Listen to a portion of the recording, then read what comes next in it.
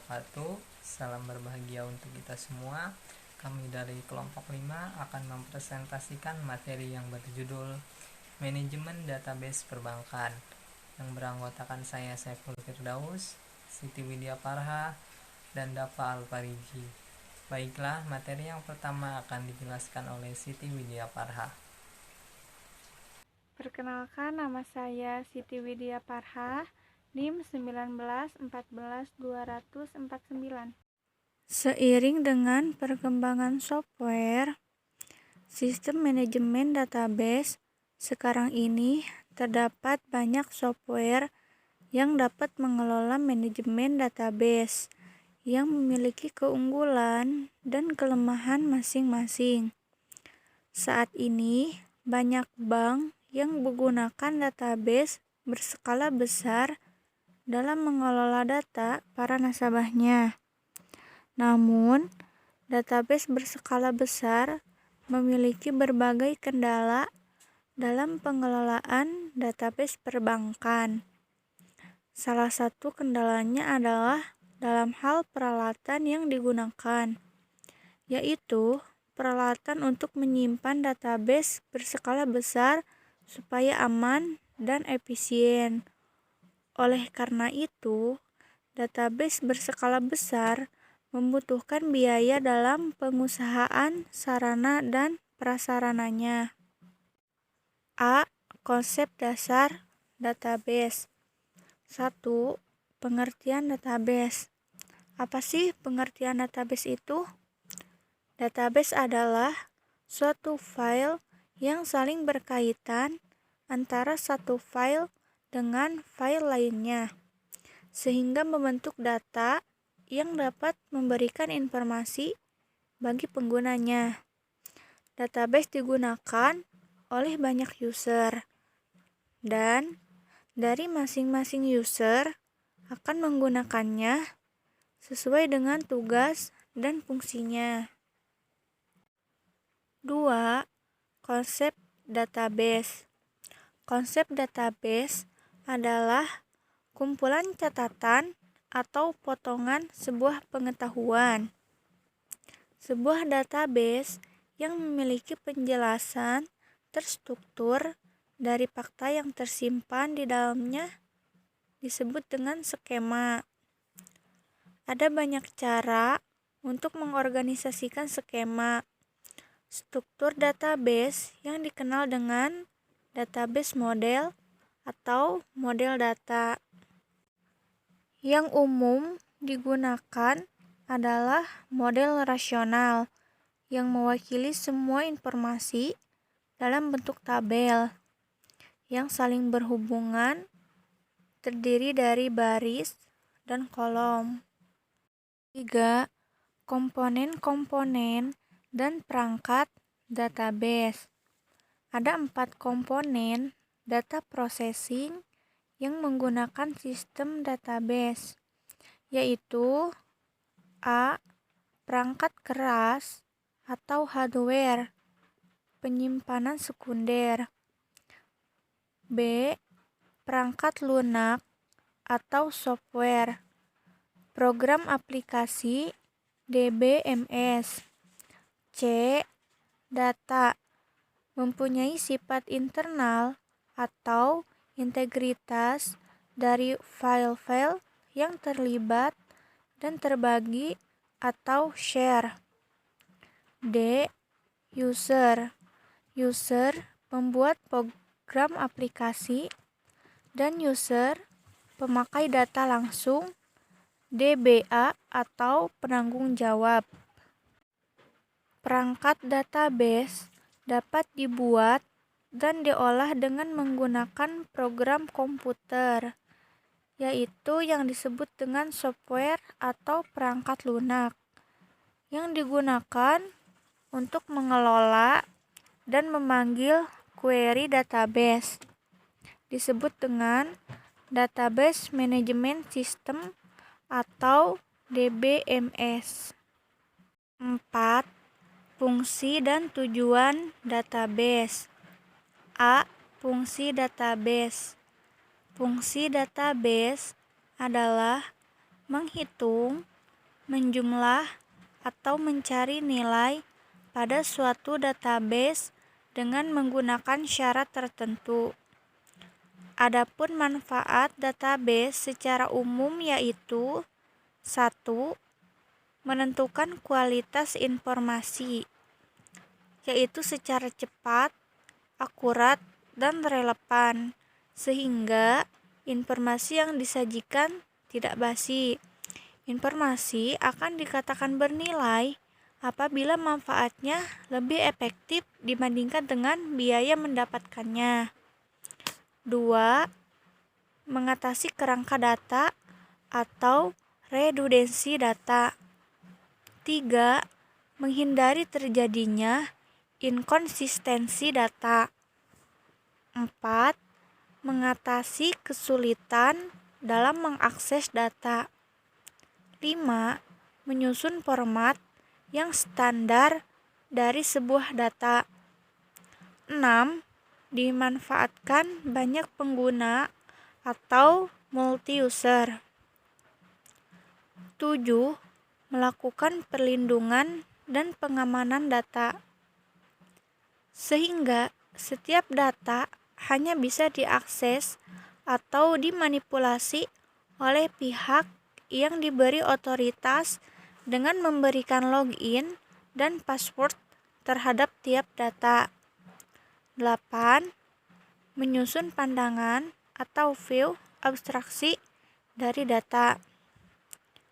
Hal ini bertujuan menyederhanakan interaksi antara pengguna dan sistemnya, dan database dapat mempresentasikan pandangan yang berbeda pada pengguna, programmer, dan administratornya. B. Tujuan database. Tujuan umum sistem database yaitu 1. Memudahkan user dalam mendapatkan data. 2.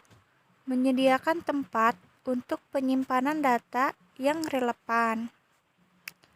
3. Dapat melindungi data dari kerusakan fisik. Adapun keuntungan dari pemakaian sistem database yaitu 1. Terkontrolnya kelengkapan data dan inkonsistensi. 2. Terpeliharanya keselarasan data. 3. Data bisa digunakan bersama. 4.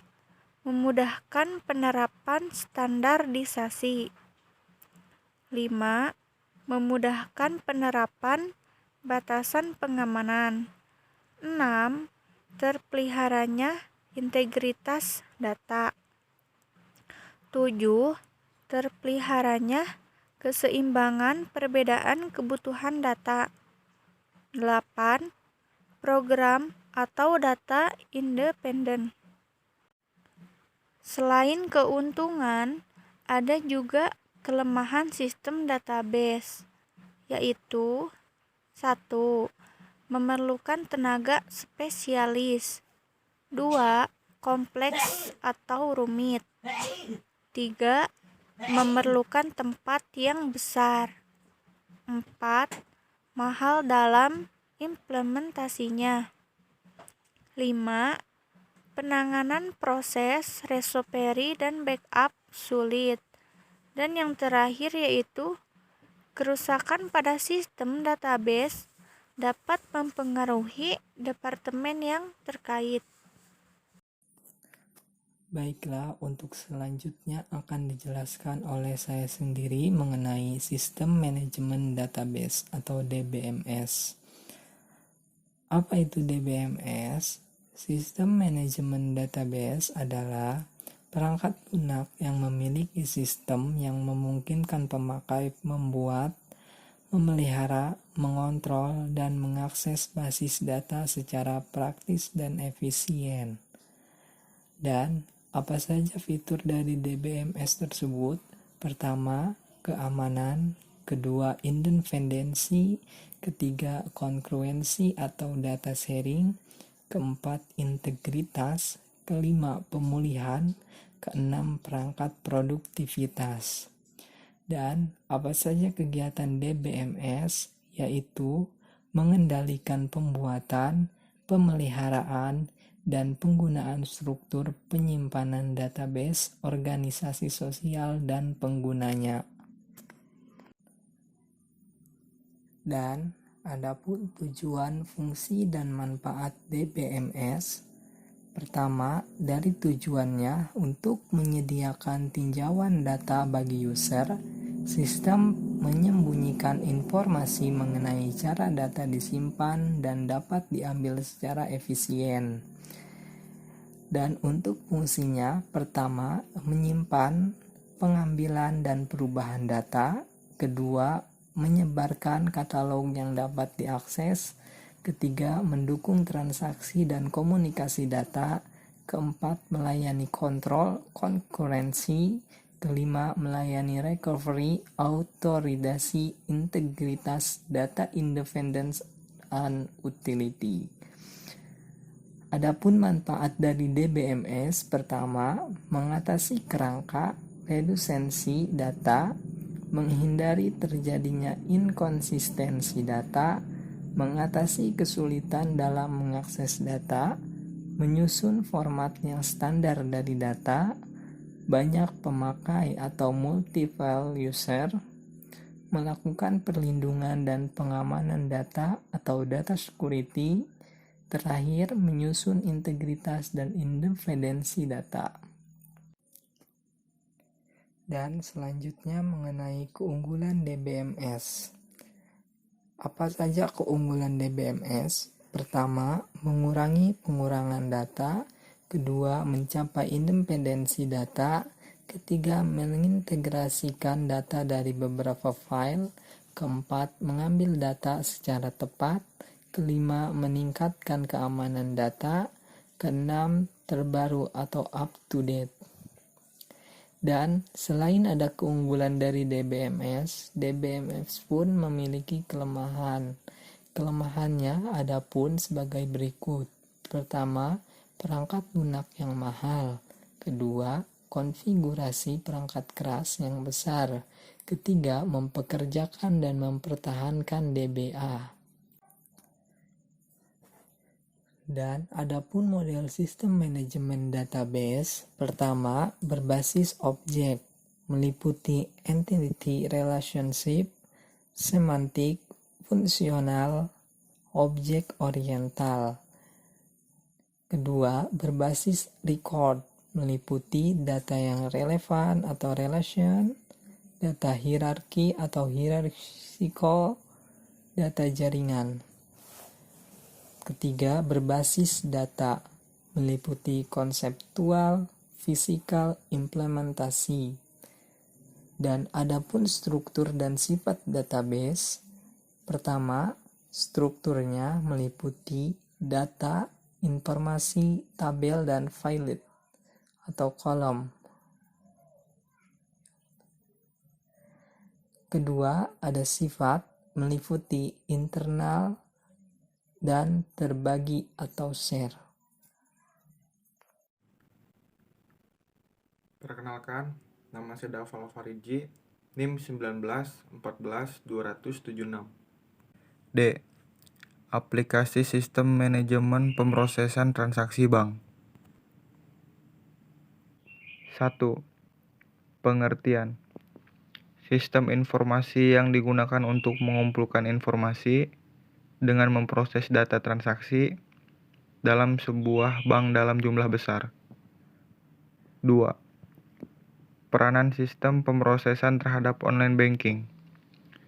Seperti adanya mobile banking yang dapat mempermudah nasabah dalam melakukan transaksi perbankan. Kapanpun dan dimanapun dapat melakukannya. 3. Implementasi SMS banking pada bank. SMS banking telah mendorong manajemen bank dalam melakukan penyesuaian dalam proses bisnisnya. 4. Manfaat dan risiko sistem pemrosesan transaksi online banking. Manfaatnya ialah dilakukan setiap waktu, tidak perlu antri, praktis, tarif terjangkau dan murah, mendapatkan SMS konfirmasi. Dan resikonya ialah saat melakukan transaksi cukup lambat, menjadi ancaman kegiatan usaha, bahaya keamanan, masalah dalam server. 5. Upaya menanggulangi resiko layanan SMS banking. Menggunakannya secara hati-hati, tidak menggunakannya saat peak horse bank, pengecekan saldo sebelum dan sesudah transaksi, menerapkan digital signature untuk SMS ke nomor tertentu.